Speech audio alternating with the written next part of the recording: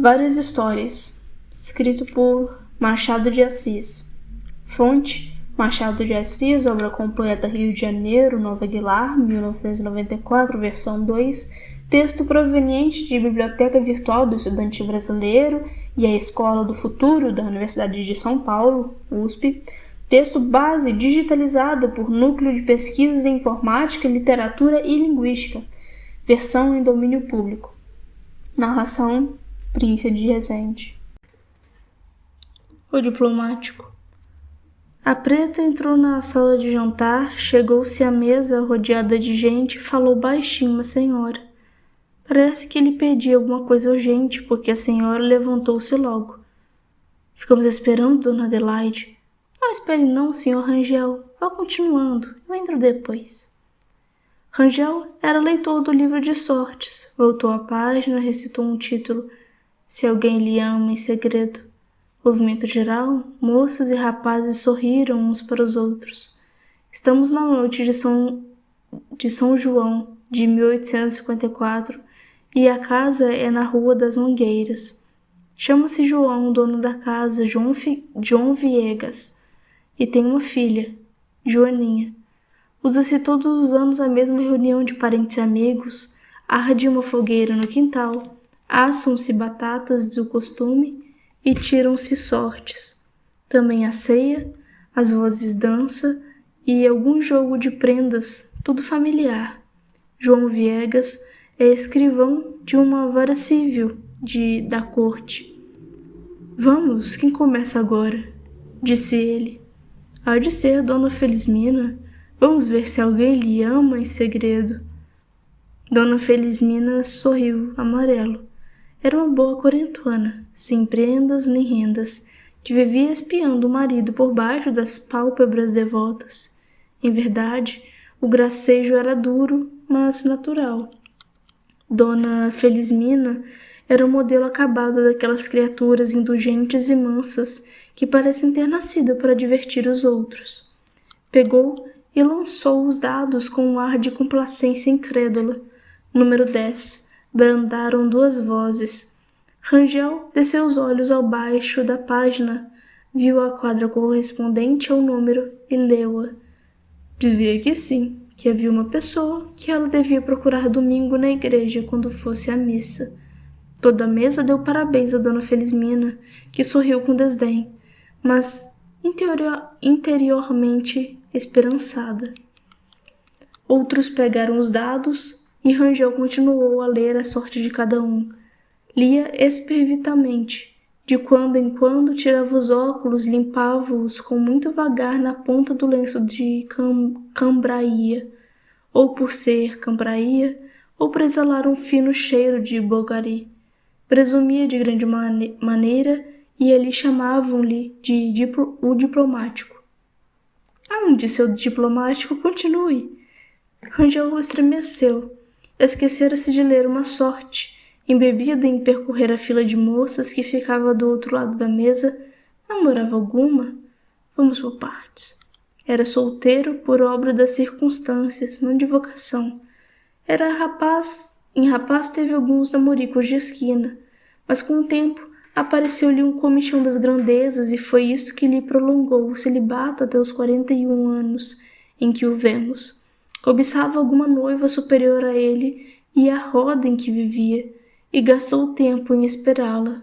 Chegou a frequentar os bailes de um advogado célebre e rico, para quem copiava papéis e que o protegia muito. Tinha nos bailes a mesma posição subalterna do escritório. Passava a noite vagando pelos corredores, espiando o salão, vendo passar as senhoras, devorando com os olhos uma multidão de espádulas magníficas e talhes graciosos. Invejava os homens e copiava-os. Saía dali excitado e resoluto. Em falta de bailes, ia a festas da igreja, onde poderia ver alguma das primeiras moças da cidade. Também era certo no saguão do Paço Imperial, em dia de cortejo, para ver entrar as grandes damas e as pessoas da corte, ministros, generais, diplomatas e desembargadores, e conhecia tudo e todos, pessoas e carruagens. Voltava da festa e do cortejo, como voltava do baile, impetuoso, ardente, capaz de arrebentar de um lance a palma da fortuna. O pior é que entre a espiga e a mão há um muro do poeta, e o Rangel não era homem de saltar muros. De imaginação fazia tudo, raptava mulheres e destruía cidades. Mas de uma vez foi, consigo mesmo, ministro de Estado e fartou-se de cortesias e decretos. Chegou ao extremo de aclamar-se imperador. Um dia, 2 de dezembro, ao voltar da parada no Largo do Paço, imaginou para isso uma revolução em que derramou algum sangue, pouco, e uma ditadura benéfica, em que apenas vingou alguns pequenos desgostos do escrevente. Cá fora, porém, todas as suas proezas eram fábulas. Na realidade, era pacato e discreto. Aos 40 anos, desenganou-se das ambições, mas a índole ficou a mesma, e não obstante, a vocação conjugal não achou noiva. Mas Juma o aceitaria com muito prazer. Ele perdia a todas a força da circunspecção. Um dia reparou em Joaninha, que chegava aos 19 anos e possuía um par de olhos lindos e sossegados, virgens de toda a conversação masculina. Rangel conhecia desde criança, andara com ela ao colo, no passeio público ou nas noites do fogo na Lapa. Como falar-lhe de amor? Mas, por outro lado, a relação dele na casa eram tais que podiam facilitar-lhe o casamento, e ou este ou nenhum outro. Desta vez, o muro não era alto, e a espiga era baixinha. Bastava esticar o braço com algum esforço para arrancá-la do pé. Rangel andava neste trabalho desde alguns meses. Não esticava o braço, nem sem espiar para todos os lados a ver se tinha alguém, se vinha alguém, disfarçava e ia-se embora. Quando chegava a esticá-lo, acontecia que uma lufada de vento meneava a espiga ou algum passarinho andava ali nas folhas secas, e não era preciso mais para que ele recolhesse a mão. Ia-se assim o tempo, e a paixão entranhava-se-lhe, causa de muitas horas de angústia a que seguiam sempre melhores esperanças. Agora mesmo, traz ele a primeira carta de amor, disposto a entregá-la. Já teve 2 ou 3 ocasiões boas, mas vai sempre espaçando. A noite é tão comprida. Entretanto, continua a ler as sortes, com a solenidade de um agur. Tudo em volta é alegre. Cochicham, ou riem, ou falam ao mesmo tempo. O tio Rufino, que é o gaiato da família, anda à roda da mesa com uma pena, fazendo cócegas nas orelhas das moças. João Viegas está ansioso por um amigo que se demora, o Calixto. Onde se meteria o Calixto? Rua, preciso da mesa. Vamos para a sala de visitas. Era Dona Adelaide que se tornava e ia pôr-se à mesa para a ceia. Toda a gente imigrou, e andando é que se podia ver como era graciosa a filha do escrivão. Rangel acompanhou-a com grandes olhos namorados. Ela foi à janela por alguns instantes, enquanto se preparava um jogo de prendas, e ele foi também. Era a ocasião de entregar-lhe a carta. Defronte, numa casa grande, havia um baile e dançava-se. Ela olhava e ele olhou também. Pelas janelas viam passar os pares cadenciados, as senhoras com suas sedas e rendas, os cavaleiros finos e elegantes condecorados. De quando em quando, uma faísca de diamantes, rápida, fugitiva no giro da dança. Pares que conversavam, dragonas que reluziam, bustos de homens inclinados, gestos de leques, tudo isso em pedaços através da janela que não podiam mostrar. Todo o salão, mas adivinhava-se o resto. Ele ao menos conhecia tudo, e dizia tudo à filha do escrivão. O demônio das grandezas, que parecia dormir, entrou a fazer as suas arlequinadas no coração do nosso homem, e ei-lo que tenta seduzir também o coração da outra. Conheço uma pessoa que estaria ali muito bem, murmurou Rangel, e Joaninha com ingenuidade. Era o senhor. Rangel sorriu lisonjeado e não achou o que dizer. Olhou para os lacaios e cocheiros de libré nas ruas conversando em grupo ou reclinados no tejadilho dos carros. Começou a designar carros. Este é do Olinda, aquele do Maranguape, mas aí vem outro, rodando ao lado da Rua da Lapa, e entra na Rua das Mangueiras. Para o defronte, salta o lacaio, abre a portinhola, tira o chapéu e perfila-se. Sai de dentro uma calva, uma cabeça, um homem, duas comendas. Depois uma senhora, ricamente vestida, entrou no saguão e sobe a escadaria, forrada de tapete, ornadas embaixo com 2 grandes vasos. Joaninha, senhor Rangel... Maldito jogo de prendas. Justamente quando ele formulava na cabeça uma insinuação a propósito do casal que subia, e ia assim passar naturalmente a entregar a carta. Rangel obedeceu, sentou-se defronte da moça. Dona Adelaide, que dirigia o jogo de prendas, recolhia os nomes. Cada pessoa devia ser uma flor. Está claro que o tio Rufo, sempre gaiato, escolheu para si a flor da abóbora. Quando a Rangel, querendo fugir ao trivial, comparou mentalmente as flores, e quando a dona da casa lhe perguntou pela dele, respondeu com doçura e pausa: Maravilha, minha senhora. O pior é não estar cá o Calixto, suspirou o escrivão. Ele disse mesmo que vinha. Disse, ainda ontem fui ao cartório de propósito avisar-me de que viria à tarde, mas que contasse com ele. Tinha que ir a uma brincadeira na rua da Carioca. Licença para 2? Bradou uma voz no corredor. Ora, graças, está aí o homem. João Viegas foi abrir a porta. Era o Calixto, acompanhado de um rapaz estranho, que ele apresentou a todos em geral. Queiroz, empregado no Santa Casa. Não é meu parente, apesar de se parecer muito comigo. Quem vê um, vê outro. Toda a gente riu. Era uma pilhéria do Calixto, feio como o diabo, ao passo que Queiroz era um bonito rapaz de 26, 27 anos, cabelo negro, olhos negros e singularmente esbelto. As moças retraíram-se um pouco. Dona Felizmina abriu todas as velas. Estávamos jogando prendas. Os senhores podem entrar também, disse a dona da casa. Joga, senhor Queiroz. Queiroz respondeu afirmativamente e passou a examinar as outras pessoas. Conhecia algumas e trocou 2 ou 3 palavras com elas. Ao João Viegas disse que desde muito tempo desejava conhecê-lo por causa de um favor que o pai lhe deveu outra hora, negócio de foro. João Viegas não se lembrara de nada, nem ainda depois que lhe dissera o que era, mas gostou de ouvir a notícia em público, olhou para todos e durante alguns minutos regalou-se calado. Queiroz entrou cheio no jogo. No fim de meia hora estava familiar da casa. Todo ele era ação.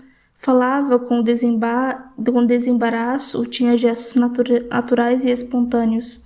Possuía um vasto repertório de castigos para jogo de prendas, coisa que encantou toda a sociedade. Ninguém os dirigia melhor, com tanto movimento e animação. De um lado para o outro, concertando os grupos, puxando cadeiras, falando nas moças, como se eu houvesse brincado com elas em criança. Dona Joaninha aqui nesta cadeira, Dona Cesária deste lado em pé, e o senhor Camilo entra por aquela porta. Assim não olhe aqui, assim, dessa maneira que... Teso na cadeira, o Rangel estava atônito. De onde vinha este furacão? E o furacão ia soprando, levando os chapéus dos homens e despenteando as moças, que riam de contentes. Queiroz aqui, Queiroz dali, Queiroz de todos os lados. Rangel passou da estupefação à mortificação. Era o cetro que lhe caía das mãos. Não olhava para o outro, não se ria do que ele dizia. Respondia-lhe seco. E interiormente mordia-se e mandava-o ao diabo. Chamava-o de bobo alegre, que fazia rir e agradava, porque nas noites de festa tudo é festa. Mas repetindo essas e piores coisas, não chegava a reaver com a liberdade de espírito. Padecia deveras, no mais íntimo do amor próprio, e o pior é que o outro percebeu toda essa agitação, e o péssimo é que ele percebeu que era percebido. Rangel, assim como sonhava os bens, assim também as vinganças. De cabeça, espatifou o Queiroz. Depois cogitou a possibilidade de um desastre qualquer. Uma dor bastava, uma coisa forte que levasse dali aquele intruso. Naquela dor nada. O diabo parecia cada vez mais lépido, e toda a sala fascinada por ele. A própria Joaninha, tão encanhada, vibrava nas mãos de Queiroz como as outras moças, e todos os homens e mulheres pareciam empenhados em servi-lo. Tendo ele falado em dançar, as moças foram ter com o tio Rufino e pediram que tocasse uma quadrilha na flauta, uma só. Não se lhe pedia mais. Não posso, dói-me um calo. Flauta? Bradou o Calixto. Peça ao Queiroz que nos toque alguma coisa e verão o que é flauta. Vai buscar a flauta, Rufino. Ou São Queiroz não imagina como ele é saudoso na flauta. Queiroz tocou a casta divina, a casta diva. Que coisa ridícula, dizia consigo Rangel. Uma música que até moleques assobiam na rua. Olhava para ele de revés para considerar se aquilo era posição de homem sério e concluía que a flauta era um instrumento grotesco. Olhou também para Joaninha e viu que, como todas as outras pessoas, tinha a atenção no Queiroz, embebida, namorada dos sons da música, e estremeceu, sem saber por quê. Os demais semblantes mostravam a mesma expressão dela e, contudo, sentiu alguma coisa que lhe complicou a aversão ao intruso. Quando a flauta acabou, Joaninha aplaudiu menos que os outros, e Rangel entrou em dúvida se era o habitual acanhamento, se era alguma especial comoção. Urgia entregar-lhe a carta. Chegou a ceia, toda a gente entrou confusamente na sala e, felizmente para o Rangel, coube-lhe ficar defronte de Joaninha, cujos olhos estavam mais belos que nunca e tão derramados que não pareciam os de costume. Rangel saboreou-os caladamente e reconstruiu todo o seu sonho, que o diabo do Queiroz abalara com um piparote. Foi assim que tornou a ver-se, ao lado dela, na casa que ia alugar, berço de noivos, que ele enfeitou com os ouros da imaginação. Chegou a tirar um prêmio na loteria e a empregá-lo todo em sedas e joias para a mulher, a linda Joaninha Rangel, Joaninha Rangel, Dona Joanas Viegas Rangel, ou Dona Joana Cândida Viegas Rangel. Não podia tirar o Cândida. Vamos uma saúde, seu diplomático. Faça uma saúde daquelas. Rangel acordou. A mesa inteira repetia a lembrança do tio Rufino. A própria Joaninha pedia-lhe uma saúde, como a do ano passado. Rangel respondeu que ia obedecer. Era só acabar aquela asa de galinha. Movimentos, cochichos de louvor. Dona Adelaide disse-lhe uma moça que nunca ouvira falar ao Rangel. Não? Perguntou com pasmo. Imagina, falo muito bem, muito explicado, palavras escolhidas e uns bonitos modos. Comendo, ia ele dando rebate a algumas reminiscências frangalhos de ideias que lhe serviam para o arranjo de frases e metáforas. Acabou e pôs-se de pé. Tinha o ar satisfeito e cheio de si. Afinal, viam bater-lhe à porta. Cessaram a farandolagem das anedotas da pilhéria sem alma e vinham ter com ele para ouvir alguma coisa correta e grave. Olhou em derredor, viu todos os olhos levantados, esperando. Todos não. Os de Joaninha enviesavam-se na direção do Queiroz, e os destes vinham esperá-los a meio caminho, numa cavalgada de promessas. Rangel empalideceu. A palavra morreu-lhe na garganta, mas era preciso falar. Esperavam por ele, com simpatia e em silêncio. Obedeceu mal. Era justamente um brinde ao dono da casa e à filha.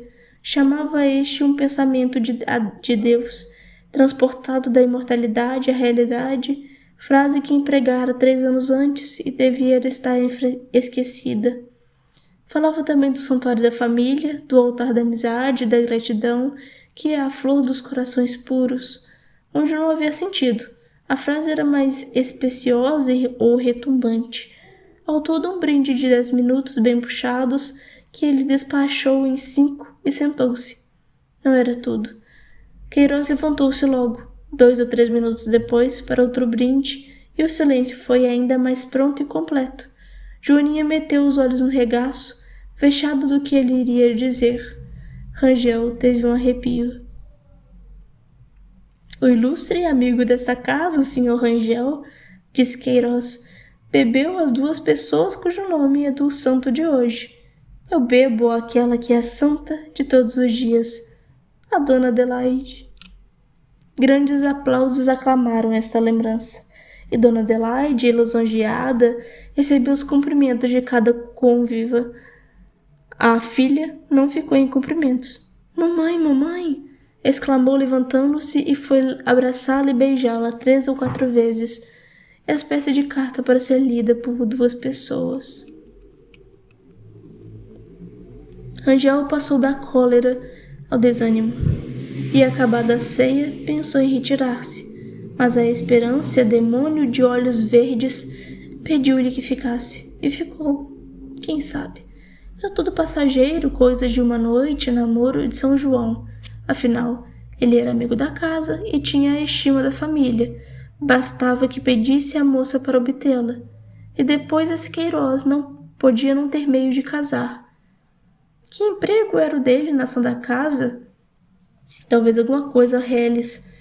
Não, nisto, olhou obliquamente para a roupa de Queiroz, enfiou-se-lhes pelas costuras, escrutou o bordadinho da camisa, apalpou o joelho das calças, a ver-lhe o uso e os sapatos.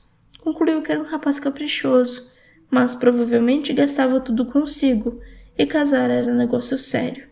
Podia ser também que tivesse mãe viúva, irmãs solteiras. Rangel era só. Tio Rufino, toque uma quadrilha? Não posso. Flauta depois de comer faz indigestão. Vamos a uma víspora.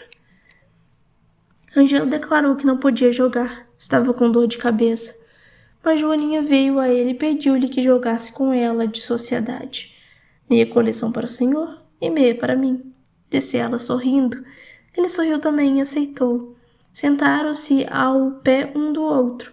Joaninha falava, ele ria e levantava para eles os belos olhos inquieta, mexendo muito a cabeça para todos os lados. Rangel sentiu-se melhor e não tardou sentir-se inteiramente bem. Ia marcando à toa, esquecendo alguns números que ela lhe apontava com o dedo.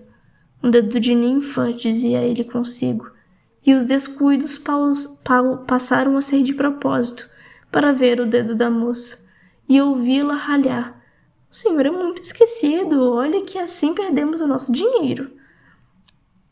Rangel pensou em entregar-lhe a carta por baixo da mesa, mas não estando declarados, era natural que ela recebesse com espanto e estragasse tudo. Cumpria avisá-la. Olhou em volta da mesa, todos os rostos estavam inclinados sobre os cartões, seguindo atentamente os números.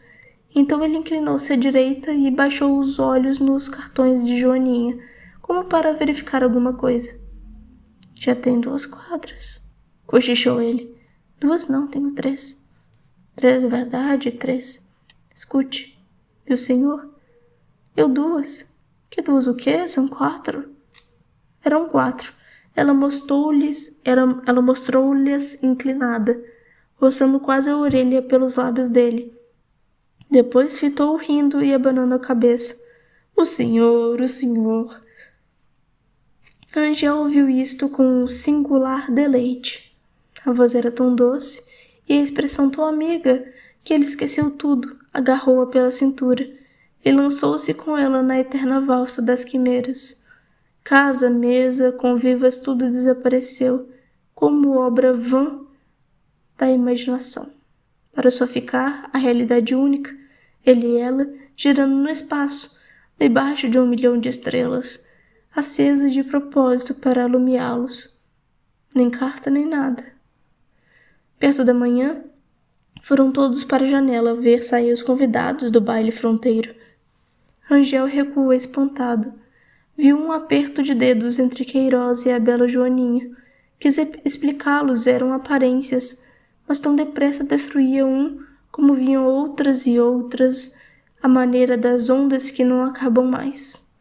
Custava-lhe entender que uma só noite, algumas horas bastasse a ligar assim duas criaturas. Mas era verdade, clara e viva, dos modos de ambos, dos olhos, das palavras, dos risos e até da saudade com que se despediram de manhã. Saiu tonto. Uma só noite, algumas horas apenas. Em casa, aonde chegou tarde, deitou-se na cama, não para dormir, mas para romper em soluços. Só consigo foi-se-lhe o aparelho da afetação, e já não era o diplomático, era o energúmeno, que rolava na casa, bradando, chorando como uma criança infeliz deveras por este triste amor do outono. O pobre diabo, feito de devaneio, indolência e afetação, era, em substância, tão desgraçado como Otelo, e teve um desfecho mais cruel. Otelo mata Desdemona, e o nosso namorado, em que ninguém pressentira nunca a paixão encoberta, serviu de testemunha ao Queiroz, quando este se casou com Joaninha, 6 meses depois. Nem os acontecimentos, nem os anos lhe mudaram a índole. Quando rompeu a guerra no Paraguai, teve ideia muitas vezes de alistar-se como oficial de voluntários. Não os fez nunca, mas é certo que ganhou algumas batalhas e acabou brigadeiro.